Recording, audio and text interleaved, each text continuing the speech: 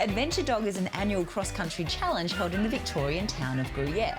Run by local rescue group Animal Aid, the event raises funds for animals and their care and will see the human participants and their dogs cover a 4-kilometre course over hills, hurdles and lots of mud. Now, your team Running with Dogs are here today. What makes you get involved? We get involved because we love running and we love running with our dogs. And today it's a charity event which goes towards supporting animals, which makes it even more worthwhile for us and enjoyable. And we're here today in the ROG's AirTech range I as can well. see, looking pretty cool. So you've done the course before. How did you go? And how do you reckon this gear is going to help you today? I think we'll go really well. This year we're in the ROG's AirTech sport range. So sport harness and belt, which means I'm going to be hands-free. Yes. Which gives me free movement to jump into that mud pit, which is awesome fun, go into the ball pit, get nice and dirty, and yeah, just have an awesome day. The 4-kilometre course sees both the dogs and humans mentally and physically challenged as they venture over the hills, under logs, through the mud and plunge into water during the cross-country challenge. Adventure Dog has been going for 6 years now and can't happen without the support of both the public that get involved and sponsors like ROGS and Petstock, who've even set up the watering station for dogs and humans along the way. This is a great event. Tell us, how does it support Animal Aid's work? Well, this event's raised $90,000 and we're hoping for a bigger number by the end of the day, and it helps all the homeless animals that we have at the shelter. They'll help feed, care for, parasiticides, vaccinations, desexings, all of the good stuff that they all need. Oh, great. What do you think people love most about it? I think people love seeing their dogs having fun. The amount of dogs who just love the mud, who love the ball pit, getting the jelly, just seeing the joy of the dogs and being able to connect, I think is the best. And what would you say to anyone thinking about joining in next year? Absolutely do it. Your dog will have a ball, and to be able to do the event with them, it's just so much fun. Not only is there some good food and even a bar for people to enjoy, it looks like the dogs are having as much fun getting clean as they did with getting muddy. How'd you go? Really, really good. Yeah, we loved it. We had a ball. It was so much fun. We got so dirty. You did? How many tumbles? My butt's fallen about 3 times. How'd you find the gear? Awesome. Yeah, it's cool. amazing. It's so lightweight, non-restrictive. Yeah. Oh, nice. Definitely be using it longer term. You right on, Gigi? She's like, I'm done now. I'm over. Oh, we're going for another one. Yeah. So you can join us if you like. Yeah, drop the mic, I'm out of here. Groups like Animal Aid are always looking for fun and new ways to raise funds to help the animals in their care. And this event certainly fits the bill. And it's a great way to bring the community and their pets together. If I can do it, anyone can do it. So follow Animal Aid on socials or check out their website and register for next year. Plus, you don't have to be into adventure sports to get the ROGS AirTech range, so find them at your local Petstock store or online. And in the meantime, I need to go get cleaned up, and a little birdie told me showers are this way. Right. I think I just stepped in horse poo. Most people put off grooming because it can all seem a bit too hard, or they just get caught up with other things. So let's hear from Petstock groomer Kelsey as to why it's so important and her top tips to help. No matter what breed of dog you own, regular grooming at home in between professional grooms helps to keep them healthy and happy. This doesn't mean washing them every time they get a bit dirty, as this can remove essential oils from their skin and coat and cause dry and flaky skin. Instead, use natural dog wipes to remove any dirt, particularly around their feet and bellies. Regular brushing is important. It removes dirt, prevents matting, increases circulation, and reduces shedding. The DGG grooming range has one for all coat types. Their everyday detangling and deodorising spray will help keep your dog looking and smelling great in between washes too. Also, if your dog has longer hair or a double coat that is not regularly brushed out, it may be matted underneath. By adding water, you can actually make the mats worse, causing your dog pain and discomfort. So make sure to use a detangling brush or de-shedding rake to keep their coat mat-free. Regularly trim your dog's fringe and around the eyes, their paws and bottom. The DGG tear stain remover is great to gently clean around the eye area. Nails also need to be trimmed regularly. When you do wash your dog, use a natural shampoo and conditioner that is pH balanced for dogs, that doesn't contain any nasty chemicals, like the DGG range, which is also Australian made and owned. It's really important that we keep on top of our dogs' grooming at home to avoid causing them pain and discomfort. So ask your groomer for advice. You can find the DGG grooming range at your local pet specialty store or Petstock and online.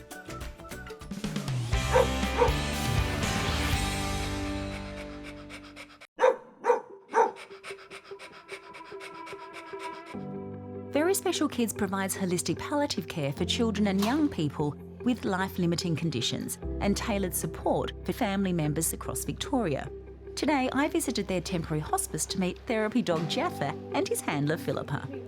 Philippa, tell us about the therapy dog program and who it supports.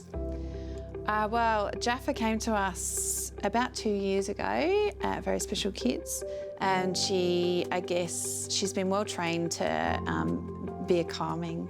She's very calm. Be calming and to help the children feel kind of settled and welcome, and I guess a bit like a home from home environment. Yes. And so what are some of the services or things that she does to help the children? Obviously, number one is really good at helping them feel relaxed and with cuddles, gives good hug, don't you, Jaffa? But she's also really good at turning the page for the book, so she does story time with us too, playing ball with the children. Going for walks is one of her favourite things. Yes. The children love to throw the ball for her, and it's great for their kind of daily physio as well. Yes. And you love it too, don't you, Jaffa?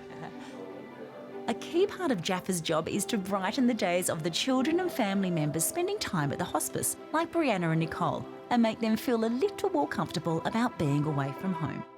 Nicole, could you tell us a little bit about Brianna's journey? Yeah, Brianna was born at 35 weeks. We knew before she was born that she was going to have heart problems. Once she was born, there was a whole range of issues. She has DeGeorge syndrome. She's only got half a heart. She's got lung disease. She had epilepsy. She's oxygen dependent. She's tube fed. It's not an easy journey, is it? No, it hasn't been. No, it hasn't. No. But Very Special Kids has been here to help you. Yeah, we were introduced to Very Special Kids when Brianna was, I think she was about 10 months old. And it's just made life that little bit easier, having Brianna able to come to the hospice and spend time here and having fun with all the staff and with Jaffa. Yeah, now Brianna with Jaffa. How much do you love Jaffa? That much. Do you enjoy playing with Jaffa, Brianna? Yeah. And do you reckon that Jaffa likes seeing you? Yeah. What do you love most about seeing Jaffa? Everything. What's your favourite thing? Playing. Going for a walk. Oh, yeah, I like going for walks too. And Nicole, how does Jaffa make you feel? Jaffa is just so calming, and watching Brianna with Jaffa, it's just so heartwarming seeing how happy and calm she is around Jaffa. Oh, that's nice. Thank you for sharing your story with us. Thanks for joining us, Brianna. Thank you. You did well. So Yeah. thank you. You're welcome.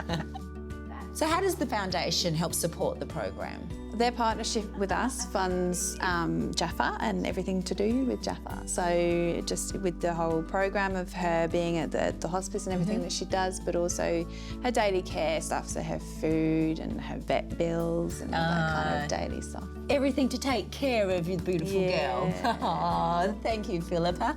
You're welcome. Thank Gonna see you in you. action, are we, darling? Yeah. If you'd like to support Very Special Kids so they can help more families like Nicole and Brianna's, visit vsk.org.au. And to learn more about the Petstock Foundation, visit their website. Mel, you have children, and my friends with children are often reporting that they're always sick. They seem to vomit and get diarrhoea. So what I want to know is, when it comes to puppies, is it the same sort of thing? Because I've only ever had rescues. Thankfully, it doesn't seem to be, no. We know that they don't need to wash their paws before they eat. Their tummies are a bit more robust in that sense. So it's pretty cool sailing when it comes to their stool consistency when I'm talking to owners at that first puppy consult. And so when you do see them, what are some of the common reasons for them presenting?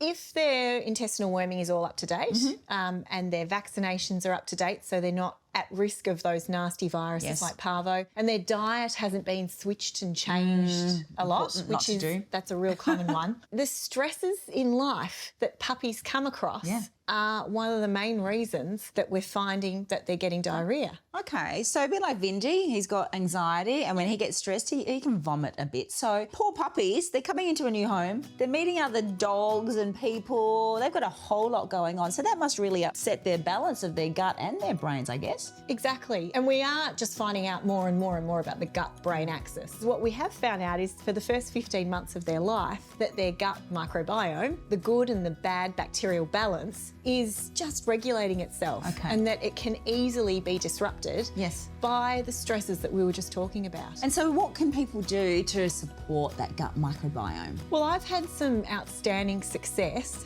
with probiotics. Okay. So a good multi-probiotic given to a puppy from the early stages. Okay, so it's safe. Yeah, is safe as long as it's the correct dose and you've spoken to your vet about the product. And it can help to support the gut through that period so that the balance can be maintained. And even if they haven't started on it until they start getting problems, you resuming it or starting it then, I've found can just keep them on track. Okay, all right. So top tips then to reduce their stress and help keep their gut healthy besides the probiotics? Making sure they've got a well-balanced top diet, trying to keep the stresses you can control to a minimum. And if they are having to have surgeries or vaccinations, trying to make those as positive as they can be. And giving them support of a probiotic during that period of time. Okay. Oh, thanks, Mel. No worries, Lara. Speaking of, I haven't fed them yet, so I need to go feed them and give him his probiotic. Good on you, Vindy. Hey. To learn more about EAC Animal Care's Inside Out and other supplements in their range, visit eacanimalcare.com.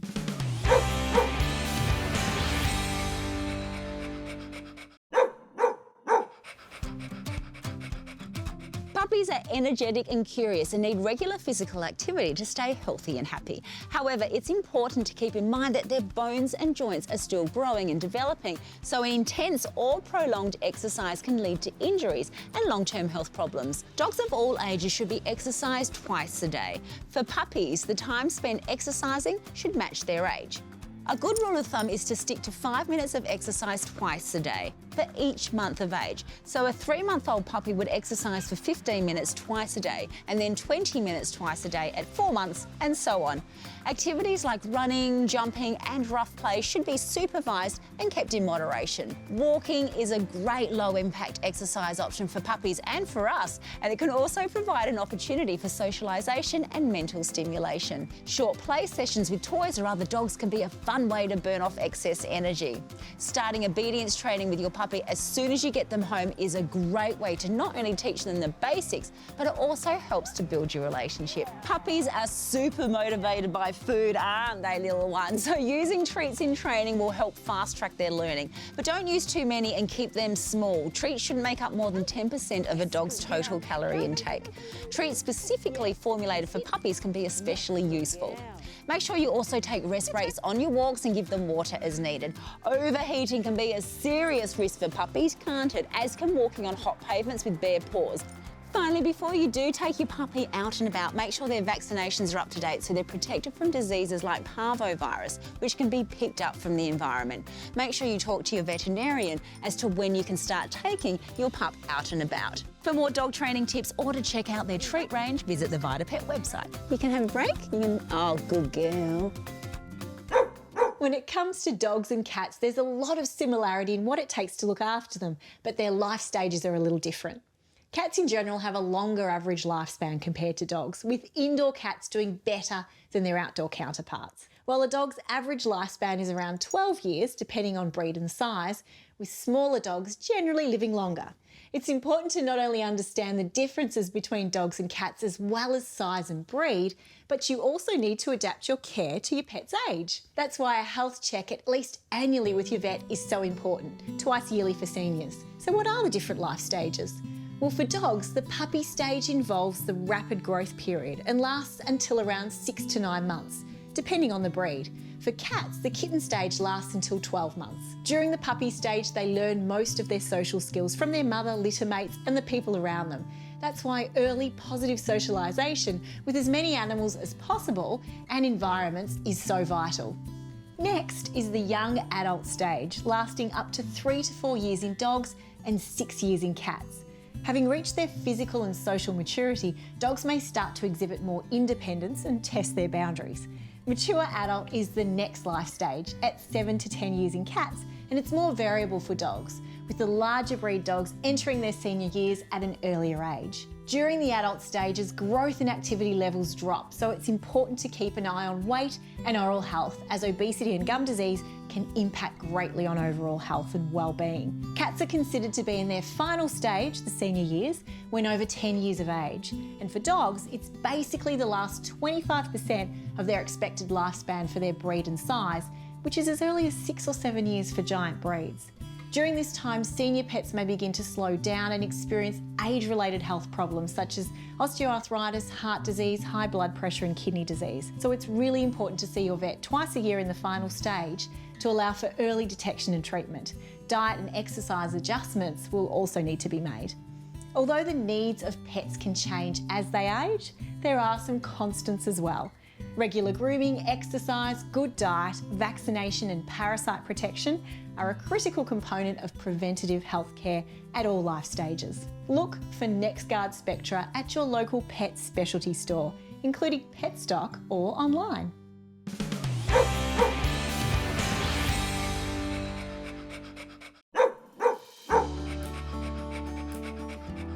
Most people know that we need enough water to keep hydrated. What about for our dogs, Nicole? It's exactly the same thing for our pets. So absolutely, water is a nutrient for our pets. They need enough for optimal function.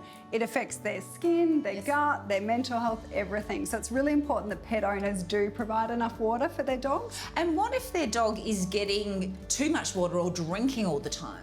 Yeah, that can be a problem too. So we have a lot of conditions in pets that are reflected with water intake. Yes. So excessive thirst in pets, which is considered more than 100 mils per kilo. So for a 10 kilo dog, if they're drinking more than a litre a day, that's actually a sign that there's a problem. Can reflect kidney function, diabetes, definitely things you need to talk to your vet about with that one. Really important. When might a dog need more water than we don't realise? So our pets, I think our young and active dogs, as long as we provide enough water, you know, you've got free, fresh water bowls around, they're generally okay. It's the dogs with the pre-existing problems that we have to watch out for. So if there's any underlying kidney, bladder issues, and also we can't forget about our arthritic dogs that when they're a bit sore and getting up, they often can't be bothered going to get a drink. Yes. The senile dogs, they might forget about it. Yeah. So, and also any dog with any chronic allergy or chronic inflammatory condition, they always have a higher water intake. And then our beautiful puppies do tend to drink a lot more water. Hey? Who I think snoozing on my hand here, Joe is. And what happens if we're seeing our dogs drinking too much water? What is that generally a sign of? If they haven't, of course, been for a massive run or something like that. So excessive thirst can either just be heat, so something really simple and obvious, but if it's not a simple and obvious one, it can reflect their body function has changed, so they might have kidney issues, bladder issues, or they might actually have diabetes or something like that. So definitely a vet visit if their drinking habits have changed. All right. And what role does diet play? I imagine a lot in making sure they get enough moisture just naturally into their diet. Yeah, so different diets have different moisture content. So if you think about it, kibble is dry. Yes. There's not a lot of moisture in that. Whereas if you've got a raw, fresh diet, that's naturally going to have a lot of moisture in it, isn't it? So kibble-fed patients, I recommend having at least 3 times the amount of food you're offering with water. So if you offer 1 cup, then I do 3 cups of water. 100 grams, 300 mils of water. In the fresh food diets, it's more in the diet. It's not as big a deal, just have a fresh bowl of water there for them. Okay, and we also need to be mindful as well with kibble that it expands Absolutely. with water. Yeah, so always with the kibble feeders, I think you've got to be careful about feeding once a day. Yes. I tend to recommend to feed 2 or 3 times a day. It's less pressure on the tummy. Yes. Because it's going to swell inside the tummy and can cause a bit of discomfort. All right then, lovely. Oh, well, thank you, Nicole. Thanks, guys. You've all had enough water, but they're just all schnoozing now. If you'd like to find out more about feeding your dog a Big Dog Pet Food Raw Food Diet, visit their website. Yeah, you little sweetie.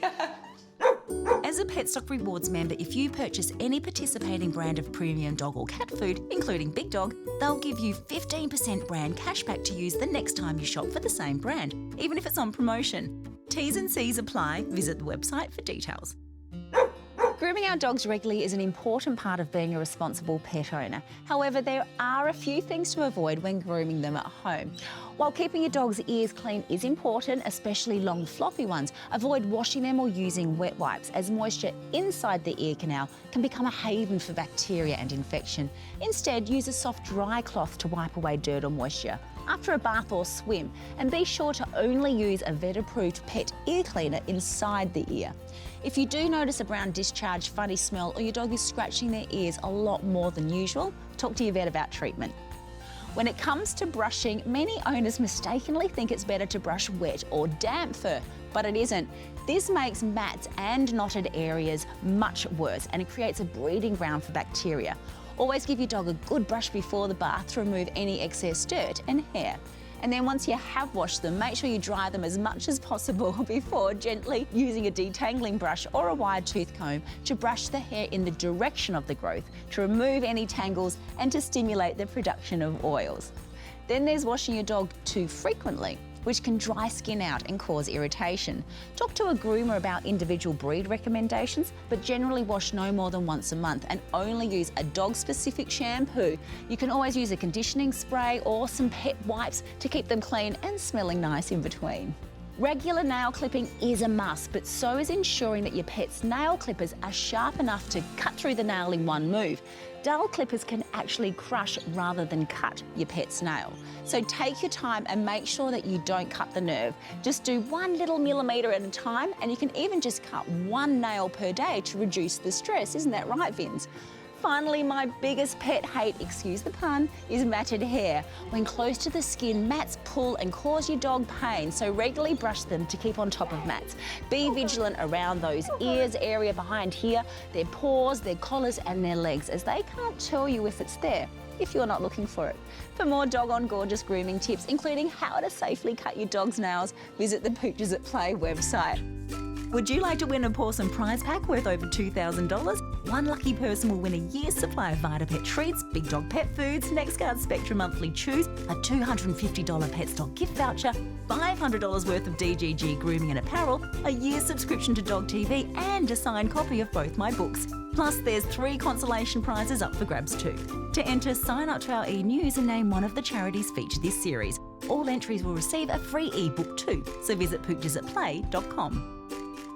That brings us to the end of this week's episode, but there's plenty more information and entertainment on the Pooches at Play website and social media platforms. Thanks for joining us. We'll see you next time.